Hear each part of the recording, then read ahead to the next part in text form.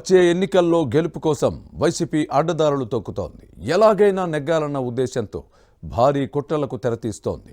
ప్రతిపక్షాల ఓట్లను తొలగించింది. తమకు అనుకూలంగా ఉన్న వారిని ఓటర్లుగా చేర్పించింది. వాలంటీర్ల ద్వారా ప్రలోభాలకు గురిచేసేందుకు ఎప్పటినుంచే ప్రయత్నిస్తోంది. ఎక్సైజ్ శాఖ ద్వారా ప్రతిపక్షాలకు మద్యం అందకుండా చేయాలన్న ప్లాన్లో ఉంది. ఫ్యాన్ పార్టీ నాయకత్వం ఎన్ని కుట్రలు పన్నుతున్నా ఎన్నికల్లో పోటీకి వైసీపీ ఎమ్మెల్యేలు, ఎంపీలు ఎందుకు భయపడుతున్నారు? టికెట్ వద్దనే పరిస్థితి ఎందుకు వచ్చింది? నారా లోకేష్ యువగళం పాదయాత్ర ముగింపు సభ తర్వాత అధికార పార్టీ నేతల వెన్నులో వణుకు పుడుతోందా?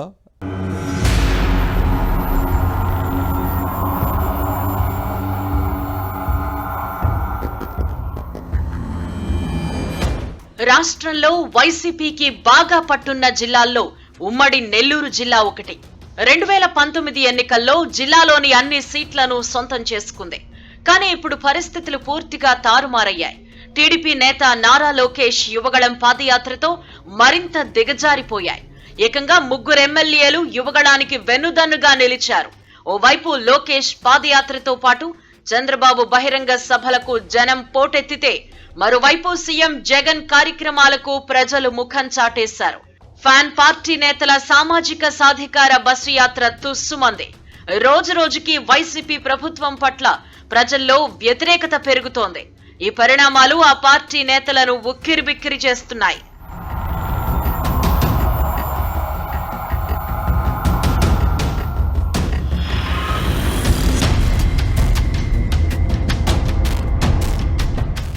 ఇంత జరుగుతున్నా వైసీపీ నాయకత్వం మాత్రం వై నాట్ 175 అంటోంది. నిద్రలేస్తే రాజకీయాలు మాట్లాడనిదే నెల్లూరోళ్లకి నిద్ర పట్టదు. ఈ ధీమాకు కారణాలేంటి అని వైసీపీ శ్రేణులను ప్రశ్నిస్తే భారీ కుట్రలను ఒక్కొక్కటిగా బయటపెడుతున్నాయి.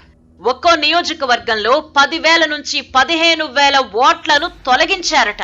కొత్తగా మరో 10,000 ఓట్లను చేర్పించడంతో ఫ్యాన్ పార్టీ నేతల్లో అంత ధీమా కనిపిస్తోంది. ఎన్నికల్లో డబ్బులు పంచడానికి వాలంటీర్లున్న విషయాన్ని ప్రస్తావిస్తున్నారు. ఇక మద్యం అంటారా? ఎక్సైజ్ శాఖ ద్వారా ప్రభుత్వమే వైన్ షాపులను నిర్వహిస్తోంది. దీంతో ప్రతిపక్షాలకు ఒక్క సీసా దొరకనివ్వమని చెబుతున్నాయి. రాబోయేది వైసీపీ ప్రభుత్వమేనంటూ ఓటర్లని బెదిరించే పరిస్థితులను ఇప్పటినుంచే సృష్టించే ప్రయత్నంలో ఉన్నారు.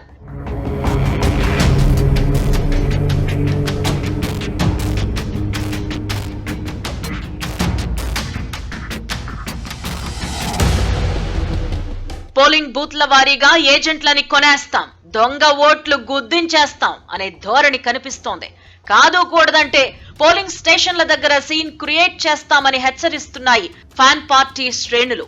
ఆ దెబ్బకి మధ్య ఎగువ తరగతి ప్రజలెవ్వరూ ఓటు వేసేందుకు ఆ దరిదాపులకొచ్చేందుకు కూడా సాహసం చెయ్యరని చెబుతున్నారు. ఏపీలో 1,50,00,000 కుటుంబాలుంటే 1,35,00,000 కుటుంబాలకి ఏదో విధంగా లబ్ధి చేకూరిందన్న వాదాన్ని వినిపిస్తున్నాయి. వారిలో 55% మంది ఓటేసినా చాలు అంటున్నారు వైసీపీ నాయకులు. అప్పుడు 175 సీట్లు రాకెక్కడికి పోతాయి అంటున్నారు. దీన్ని బట్టి పరిశీలిస్తే ఎన్నికల్లో గెలిచేందుకు ఎన్ని కుట్రలు పన్నుతోందో వైసీపీ ఎవరికైనా ఇట్టే అర్థమవుతుంది.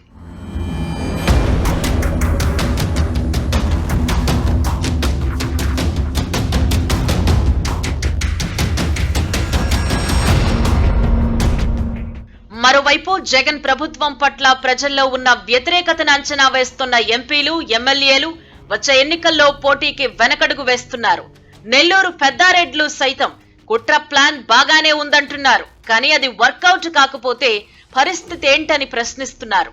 నెల్లూరు సిట్టింగ్ ఎంపీ ఆదాల ప్రభాకర్ రెడ్డి రాబోయే ఎన్నికల్లో ఎంపీగా పోటీ చేయనని 2 ఏళ్ల క్రితమే చెప్పేశారు. నెల్లూరు రూరల్ అసెంబ్లీ నియోజకవర్గానికి పరిమితమయ్యారు. రాజ్యసభ సభ్యుడు వేమిరెడ్డి ప్రభాకర్ రెడ్డి ఎంపీగా పోటీ చేస్తారని పార్టీ ప్రకటించింది. కానీ ఇప్పుడు ఆయన కూడా నో చెప్పేశారట. ఎన్నికల బరిలో దిగాలంటేనే ఎమ్మెల్యేలు హడలిపోతున్నారు. ముఖ్యమంత్రి జగన్ తో పాటు వైసీపీ నేతల కుట్రలు నమ్ముకుని రంగంలోకి దిగితే మటాష్ అయిపోతామేమోననే భయం వారిని వెంటాడుతోంది. అధిష్టానం టికెట్ ఇవ్వనంటే బాగుండు అని 1000 దేవుళ్లను వేడుకుంటున్నారట.